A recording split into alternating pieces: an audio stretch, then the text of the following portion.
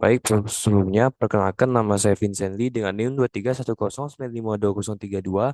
Saya berasal dari kelompok 22. Jadi di video kali ini saya akan menjelaskan jawaban responsi awal modul 2 dari praktikum sistem kendali.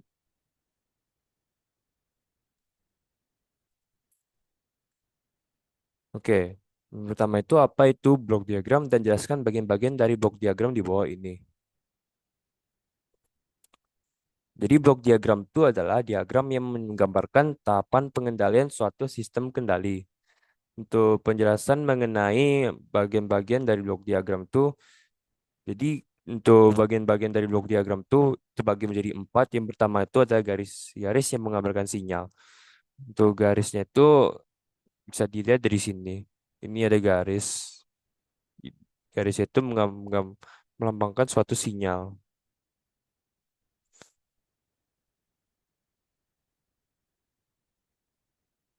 Sini ada garis OS yang jika dilihat itu bercabang menjadi sini.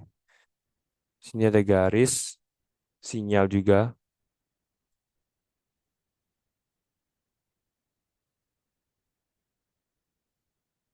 Oke. Terus yang bagian yang kedua itu adalah subsistem. Untuk subsistem itu kita bisa lihat di sini. Subsistem itu yang ada di sini ada termostat pusat, terus ada rangkaian listrik, ada proses pemanasan, ada pemanas, ada termostat, ada thermofuse. Yang ketiga itu adalah titik penjumlahan. Titik penjumlahan pada diagram blok ini ada tiga, ya. Tiga yaitu di saat yang ini. Sedangkan yang terakhir itu adalah titik percabangan. Titik percabangan itu di pada diagram blok itu ada tiga, itu ini. Ya, itu itu adalah jawaban dari nomor satu. Yang kedua, apa itu? Jelaskan apa itu sistem kendali lingkar terbuka dan sistem kendali lingkar tertutup beserta diagram bloknya. Jadi, sistem kendali lingkar terbuka adalah sistem kendali yang tidak memiliki umpan balik. Ya, umpan balik atau feedback itu adalah subsistem yang digunakan untuk mengoreksi sistem dengan proses pengembalian output ke input. Contoh dari sistem kendali lingkar terbuka itu ada di sini. Itu kita bisa lihat diagram blok itu sederhana, hanya hanya garis sinyal, subsistem dan garis sinyal tanpa ada feedback atau umpan balik. Sedangkan sistem kendali lingkar tertutup adalah sistem kendali yang memiliki umpan balik. Nah, pada contoh diagram blok ini kita bisa melihat umpan baliknya itu adalah HS.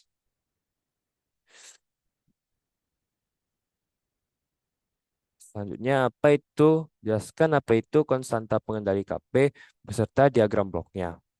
Konstanta pengali atau KP adalah nilai yang digunakan untuk memperkuat sinyal sebelum masuk ke plan atau subsystem. Untuk contoh diagram bloknya itu bisa dibagi dua, yaitu yang A itu diagram bloknya itu untuk lingkar terbuka. Lingkar terbuka itu sesuai pada diagram blok untuk lingkar terbuka itu sesuai namanya kita meletakkan KP sebelum masuk ke plan atau subsystem. Plan atau subsystem itu adalah GS. Maka kita letakkan KP sebelum GS. Sedangkan yang kedua itu sistem kendali lingkar tertutup itu kita letakkan KP sama sebelum GS juga. Oke. Cuman bedanya di sini ya seperti pengertian tadi untuk sistem kendali lingkar tertutup itu ada kayak feedback atau umpan balik yang berupa HS pada diagram blok ini. Selanjutnya, jelaskan apa itu pengendali PID dan jelaskan secara rinci variasi pengendali proporsional integral atau PI, proporsional diferensial atau PD, dan proporsional integral diferensial atau PID. Untuk pengertian dari PID sendiri adalah pengendali yang digunakan untuk memperbaiki performansi sistem melalui perbaikan respons sistem yang dihasilkan. Oke, untuk pengertian dari PI atau pengendali proporsional integral. Pengendali proporsional integral adalah pengendali yang digunakan untuk mengoptimalkan kerja dari pengendali proporsional. Untuk diagram bloknya itu seperti ini.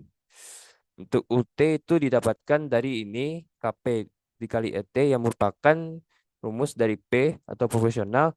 Sedangkan ini KP per TI sama dengan integral 0 sampai T ET dikali DT. Kita mendapatkan KP itu sama karena untuk pengendali I, UT-nya sama dengan KI dikali T dikali integral 0 hingga T ET DT. Sedangkan KI itu sama dengan KP per TI. Dengan KP adalah suku penguatan proporsional dan TI merupakan waktu integral. Kalau kita tuliskan dalam domain Laplace itu seperti ini. KP dikali 1 ditambah TI dikali S per TI dikali S. Pengaruhnya terhadap sistem yaitu ketika sistem diberi pengendali PI, respon sistemnya itu menjadi lebih baik. Lalu sistem itu tidak mengembalikan error pada nilai nol, tetapi menjaga nilai konstan sepanjang T. Tetapi itu overshootnya tinggi. Oke, untuk kalau kita menggunakan pengendali PI pada suatu sistem, nilai KI itu harus lebih besar daripada KP. Tujuannya itu untuk menjaga overshoot berlebihan dan agar error steady state-nya itu hilang.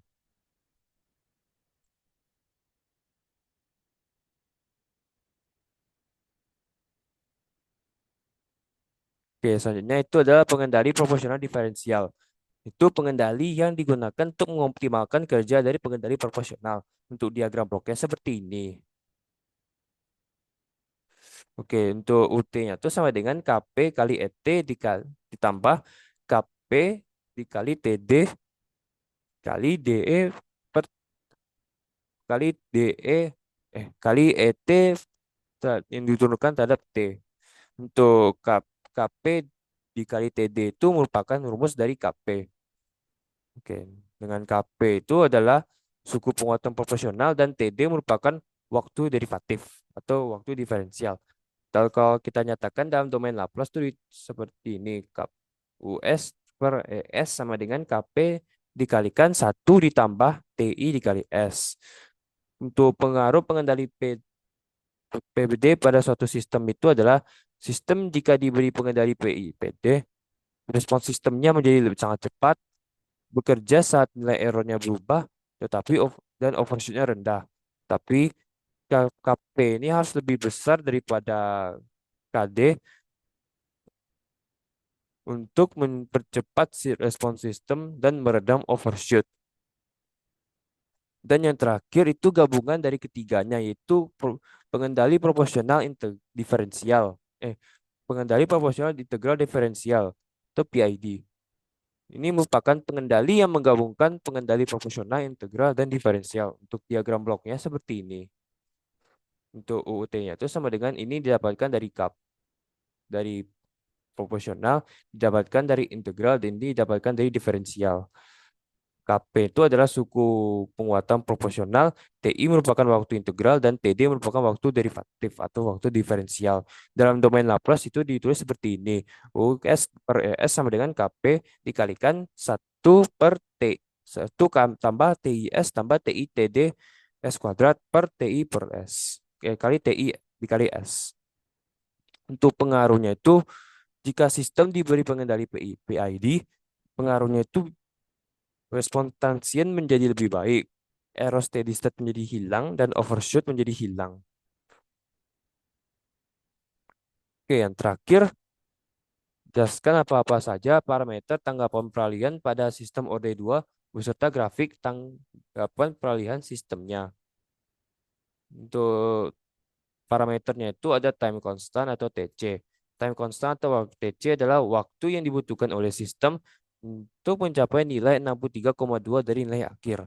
Sedangkan yang kedua itu adalah rise time atau TR.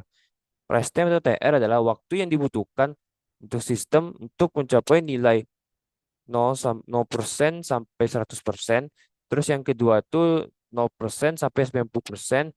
Dan yang ketiga itu 5% sampai 95% dari nilai akhir. Yang ketiga itu ada settling time atau TS adalah waktu yang dibutuhkan oleh sistem untuk mencapai 5% atau 2% atau 0,5% di sekitar nilai akhir. Terus yang keempat ada delay time atau TD.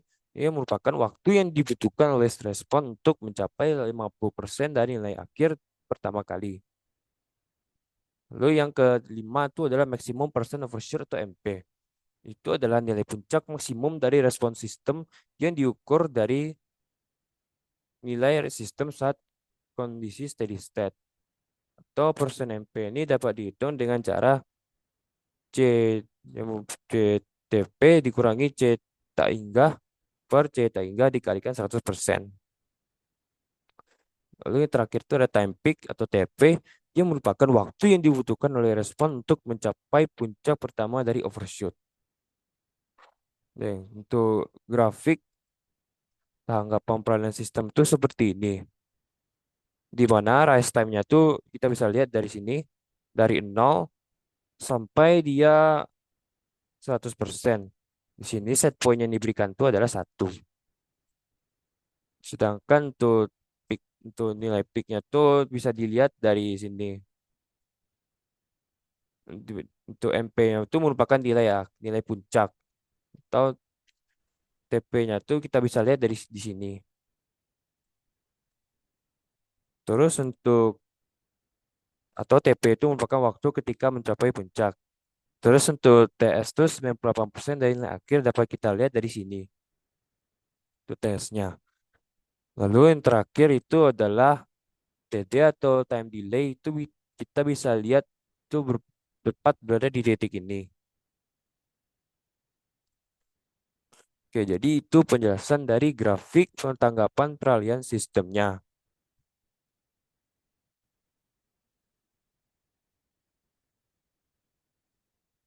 Oke, sekarang nomor terakhir itu tuliskan fungsi alih dari diagram blok di bawah, di mana A merupakan angka 9 dari NIM, di mana A itu di sini letaknya pada G1 sama dengan 10 per S tambah A. Dan B merupakan angka ke-10 dari NIM, di mana B itu diletak di G2 yaitu 1/2S tambah 0,2 B. 0, B. Oke, karena NIM saya merupakan 2310952032, jadi G1-nya itu sama dengan 10 per S tambah 3, dan G2 itu merupakan 1/2S tambah 0,2. Oke, untuk memudahkan pekerjaan kita nanti, kita jangan masuk untuk mempermudah itu kita nyatakan dulu angka ini dalam G1, G2, G3, dan G4. Lalu kita kerjakan seperti biasa. Karena lanjut ke sini, karena G1 dan G2 tuh hubungannya itu adalah seri, maka kita kalikan aja menjadi seperti ini. Oke, karena G1, G2, G4 ini merupakan membentuk sebuah sistem kendali lingkar tertutup, kita kerjakan seperti ini. Di mana kalau kita umpamakan G1 ke G2 ini merupakan G sama dengan G1 dikali G2. Sedangkan G4-nya itu merupakan H.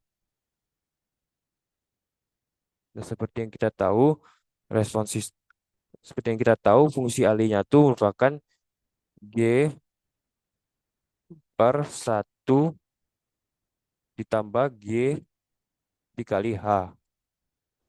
G-nya tuh G1 kali G2 seperti ini. Dan 1 ditambah G kali H-nya tuh ini. Nah, nah, ini seperti yang kita biasa disederhanakan. Lalu karena G3 dan G1 kali G2 per 1 ditambah G1 kali G2 kali G4 tuh hubungannya seri, kita bisa langsung dikalikan jadi seperti ini.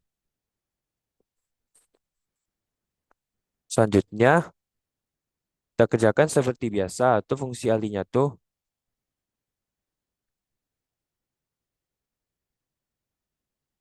Oke, dari sini kita udah bentuknya seperti biasa. Ini nilainya itu 1.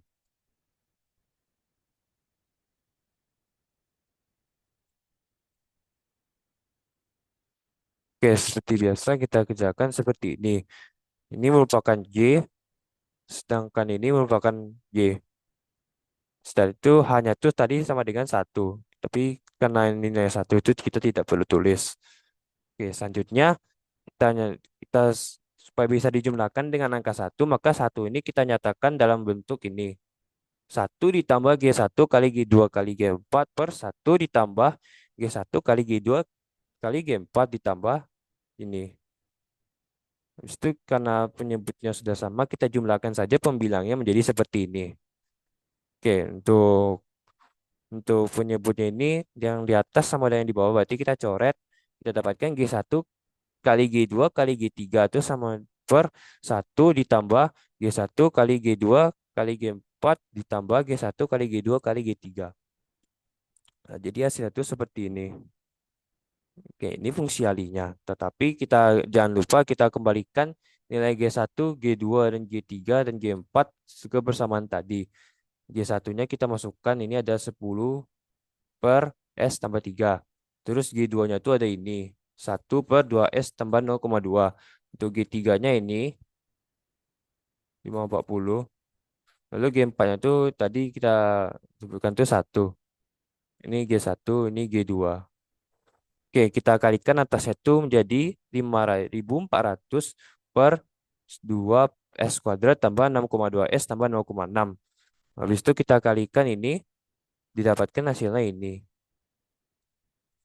Habis itu kita kalikan ini, sama juga di atasnya hasilnya ini. Oke, karena di sini ada nilai satu, maka satunya ini kita nyatakan